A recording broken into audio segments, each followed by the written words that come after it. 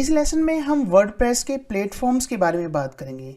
WordPress के दो platform हैं, wordpress.com और wordpress.org।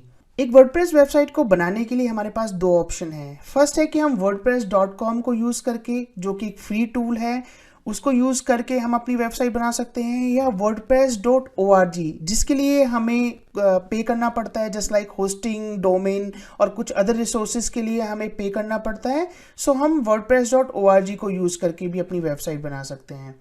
ऑलराइट, चलिए पहले इन दोनों के बीच में डिफरेंस जान लेते हैं कि wordpress.com और wordpress.org में क्या डिफरेंस है।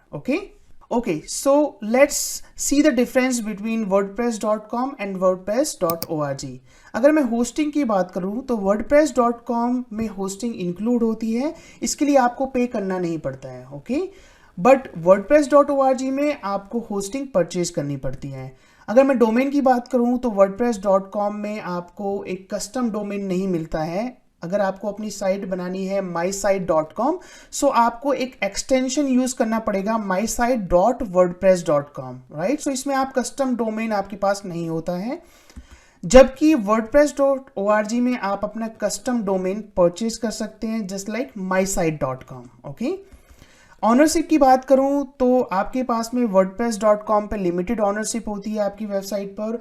wordpress.com Parsely owns your site data, okay, जबकि wordpress.org में आपके पास में फुल ऑनरशिप होती है आपकी वेबसाइट की। You are the owner of your whole website and its data. Control की बात करें तो you have limited control on your website if you publish your website on wordpress.com, जबकि wordpress.org को यूज करते हैं तो आपकी वेबसाइट पर फुल कंट्रोल होता है।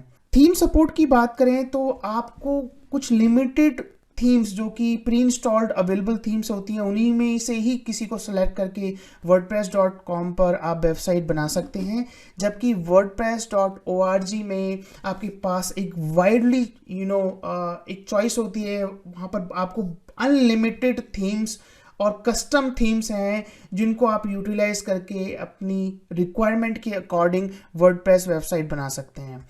मोनेटाइजेशन की बात करूं तो अगर हम wordpress.com को यूज करके वेबसाइट बनाते हैं, सो आपको पेड प्लान लेना पड़ता है। पेड प्लान लेने के बावजूद भी wordpress.com को आपके रेवेन्यू से शेयर चाहिए। ओके, आपको उसमें से रेवेन्यू से शेयर देना पड़ता है, जबकि wordpress.org अगर आप लेते हैं तो आप जो भी रेवेन्यू जनरेट करते हैं अपनी वेबसाइट से, उसमें आप अब खुद ऑनर है, उसमें से आपको कुछ भी wordpress.org को नहीं देना पड़ता। In simple words, wordpress.com is like renting a home, okay, and wordpress.org is like buying your own home. So आप डिफरेंस समझ सकते हैं कि wordpress.com और wordpress.org में क्या डिफरेंस है।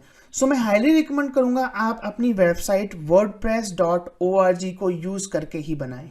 Alright, so this is the main difference. आगे के लेसन में हम wordpress.org को यूज करके अपनी वेबसाइट बनाना सीखेंगे। Okay, so see you in the next lesson.